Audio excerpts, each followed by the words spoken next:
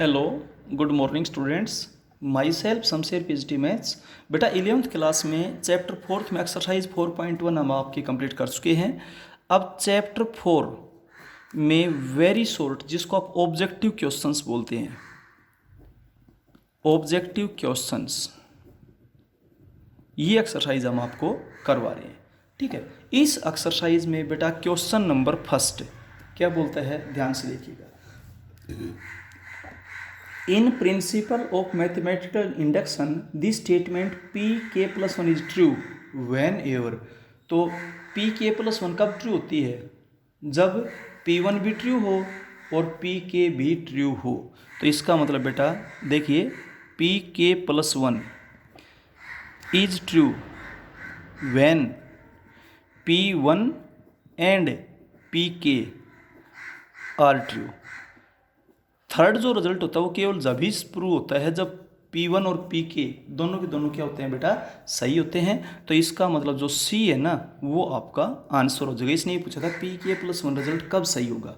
Pk plus 1 यानी कि result principle of mathematical induction में 3 स्टेप होते हैं। 1 के लिए प्रूव करना, k के लिए अज्यूम करना, k प्लस 1 के लिए प्रूव करना। तो k प्लस 1 केवल तभी ठीक होता है, सही होता है, जब P1 और Pk सही होते हैं।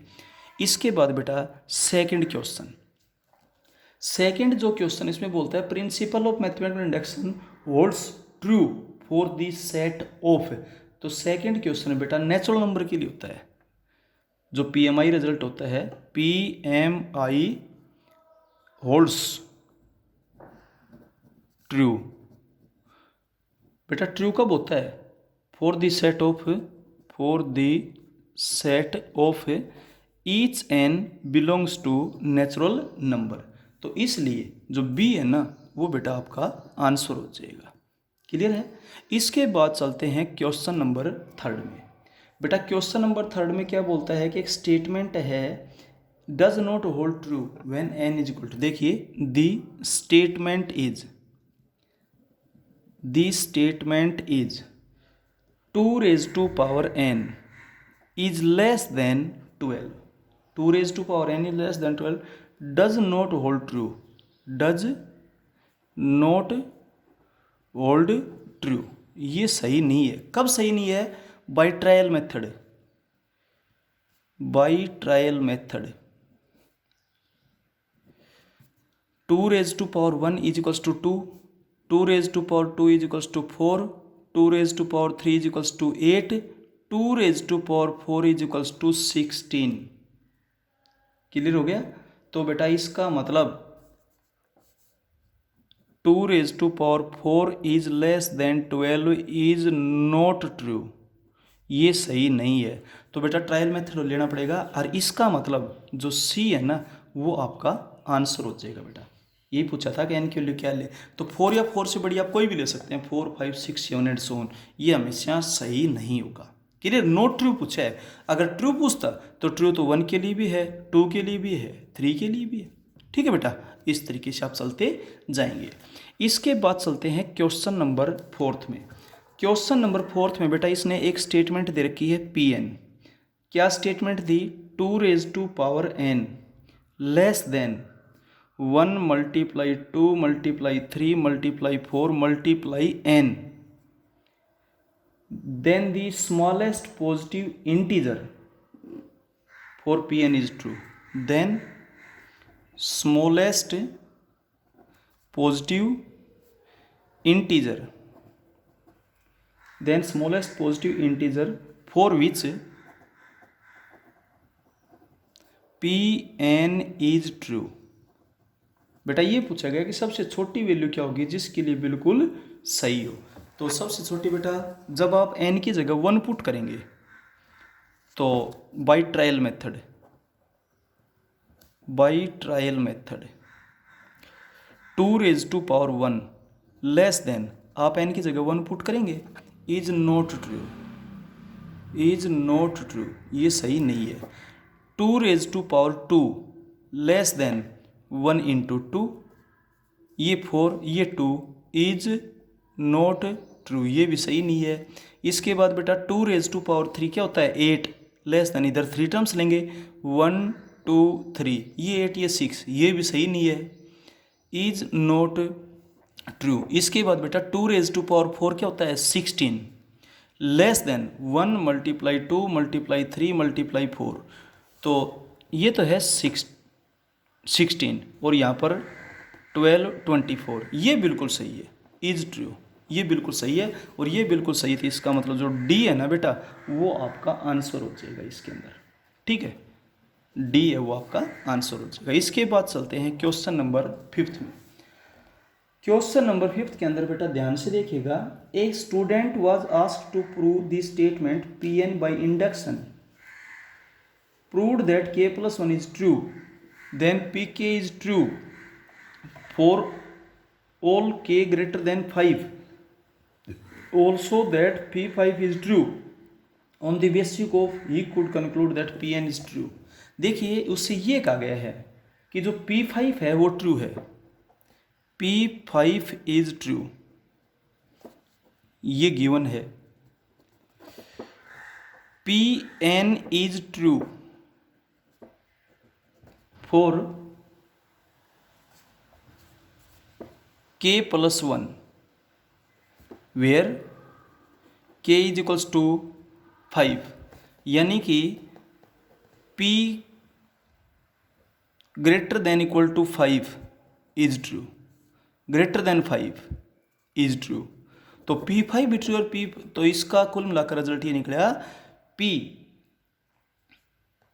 n is true for each n greater than और इक्वल टू 5, 5 के लिए भी सही है और 5 से बड़े के लिए भी सही है। p k is true when n is greater than 5, when k is greater than 5, 5 के लिए भी है और इससे बड़े के लिए भी है, ठीक है। तो बेटा दोनों के लिए है, तो इसका मतलब ग्रेटर देन इक्वल टू क्या हो जाएगा 5 ही आपका रिजल्ट हो जाएगा कुल मिला करके। तो जो c है ना c, वो आपका आंसर हो जाएगा। इसने क्लियर कर रखा है p5 is true, pn is true for each k greater than 5, each n greater than 5, ये इसने कह रखे है। आप इस रिजल्ट को भी छोड़ सकते हैं, ठीक है। और इसका मतलब बेटा कुल मिला के ये रिजल्ट निकल गया, ठीक है। इसके बाद चलते हैं क्वेश्चन नंबर 6 में। 6th क्वेश्चन में क्या बोलता है बेटा, ये इसने एक स्टेटमेंट दिया pn, क्या स्टेटमेंट है 1 + 2 + 3 + 4 + 5 up to n is equals to n × n + 1 divided by true. तो ये बोलता है कि p is true for all, then ये रिजल्ट बेटा आपने देखा भी होगा, क्वेश्चन आया भी था, ये रिजल्ट हमेशा के लिए ही सही होता है, चाहे आप n की वैल्यू कोई भी नेचुरल नंबर ले सकते हैं, ठीक है। तो this result is true for each n belongs to natural number, ये हमेशा सही होगा। और नेचुरल नंबर बेटा 1 या 1 से ग्रेटर होते हैं, this implies that n is greater then और इक्वल टू 1। तो इसका मतलब जो d है ना वो बेटा आपके पास ऑप्शन हो जाएगा, आंसर हो जाएगा। जो d है वो आपके पास आंसर हो जाएगा। अब चलते हैं क्वेश्चन नंबर 7 में। देखिए क्वेश्चन नंबर 7 जो आपके पास आता है, 7th क्वेश्चन में ये क्या बोलता है, pn is the statement such that 1 + square of 1 + square of 2 + square of 3 + square of n is equals to n × n + 1 × 2n + 1 divided by 6। ये भी बेटा एक स्टैंडर्ड रिजल्ट होता है, याद कर लेना इसको। तो कहता है कि k + 1 के लिए क्या रिजल्ट बनेगा, तो pk + 1 पूछा गया आपसे। तो pk + 1 के लिए राइट हैंड साइड क्या होगी 4pk + 1, राइट हैंड साइड आपके पास क्या हो जाएगी k + 1, k + 1 + 1 2 × k + 1 + 1 divided by 6। Solve करेंगे तो k + 1, k + 2, 2k + 3 divided by 6, ये हो जाएगा बेटा आपके पास। अब आप चेक कर सकते हैं, जो सी वाला ऑप्शन है ना वो आपका आंसर हो जाएगा।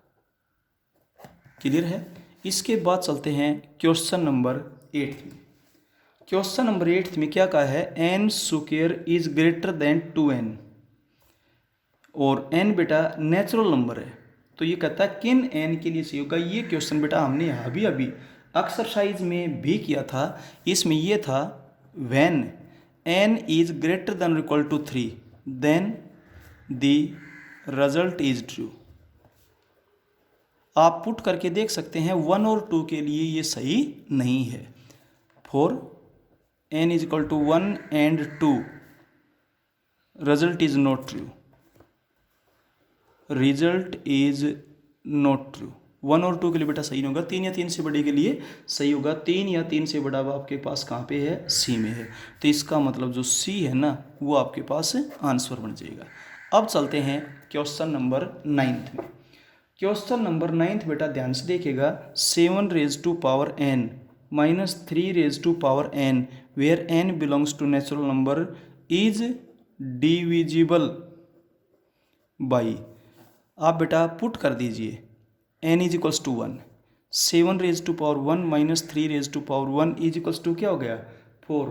तो इसका मतलब ये किससे डिवाइड हो जाएगा, 4 से। This implies that 7 raise to power n minus 3 raise to power n is divisible by 4। इसलिए आपका जो रिजल्ट है वो ए वाला सही हो जाएगा बेटा, ए है वो आंसर बन जाएगा आपके लिए, ठीक है। इसके बाद चलते हैं क्वेश्चन नंबर 10 में। 10 आपके पास है n into n plus 1 into n plus 5, जहाँ पर n एक नेचुरल नंबर है, is a multiple of, is a multiple of, ये मल्टीपल है। आप मल्टीपल या डिविजिबल की बात होती है, तो आप यहाँ पर पुट कर दीजिए n इज इक्वल्स टू 1, तो 1 पुट करेंगे तो 1 इंटू 1 प्लस 1 इंटू 1 प्लस 5, यानी कि 1 इंटू 2 इंटू 6, यानी कि आपके पास यहाँ पर क्या आ जाएगा 12 आ जाएगा, ठीक है। तो इसका मतलब ये किसका मल्टीपल है, 11 से भी डिवाइड नहीं होता, 5 से डिवाइड नहीं होता, 7 से भी नहीं होता, 3 से होता है, which is a multiple of a 3, ठीक है। तो इसलिए जो डी है ना वो आपके पास बेटा आंसर हो जाएगा। इसके बाद चलते हैं क्वेश्चन नंबर 11 में। 11 में क्या बोलता है, n into n plus 1 into n plus 2 is a multiple of, ये मल्टीपल है, किसका मल्टीपल है ये, आप पुट करके देखिए n इज इक्वल्स टू 1, तो क्या हो जाएगा 1 इंटू 1 प्लस 1 इंटू 1 प्लस 2, आप इसको सोल्व करोगे तो 1 इंटू 2 इंटू 3 यानी कि 6 आ गया। अब आप ऑप्शन से देख सकते हैं 4 का मल्टीपल नहीं है, 5 का भी नहीं है, 6 का है, इज ए मल्टीपल ऑफ 6। इसमें बेटा ऑप्शन से जाना पड़ेगा, ठीक है। इसलिए आपके पास जो सी है ना वो आंसर हो जाएगा। आंसर चेक करें उसके अकॉर्डिंग बता देंगे। इसके बाद 12th क्वेश्चन। 12th क्वेश्चन है 9 raise to power n minus 8 raise to power n minus 1 where n belongs to natural number is divisible by. ये क्वेश्चन बेटा आपके पास एक्सरसाइज में भी आया हुआ है, ठीक है। आप पुट कीजिए n की जगह 1, तो 1 पुट करेंगे तो आपके पास 9 raise to power 1 minus 8 raise to power minus 1 यानी कि 0 is divisible by each natural number, each natural number. फिर इसके बाद आप पुट करें n इज इक्वल्स टू 2, तो 9 का स्क्वायर माइनस 8 का square minus 1, 81 minus 64 minus 1, 81 minus 65, 65 जब आप सब्ट्रैक्ट करेंगे तो आपके पास क्या रिजल्ट हो जाएगा, यहाँ पे 16 हो जाएगा, जो किस से डिवाइड होता है 8 से, which is divisible by, which is divisible by 8, ठीक है। तो इस तरीके से आपके पास जो सी ऑप्शन है वो बिल्कुल सही हो जाएगा, सी है वो आपका आंसर हो जाएगा। आगे के क्वेश्चंस बेटा हम आपको नेक्स्ट वीडियो में करवाएंगे। अब आपके 12th क्वेश्चन तक यहाँ कंप्लीट करवा दिए गए हैं। Okay, thank you. एक एक क्वेश्चन को बेटा ध्यान से करें। इस एक्सरसाइज में, इस चैप्टर में केवल एक एक्सरसाइज है, बहुत अच्छे से करें। 3 स्टेप है, 1 के लिए प्रूव करना, के लिए अज्यूम करना, K+1 के लिए प्रूव करना। Okay, thank you.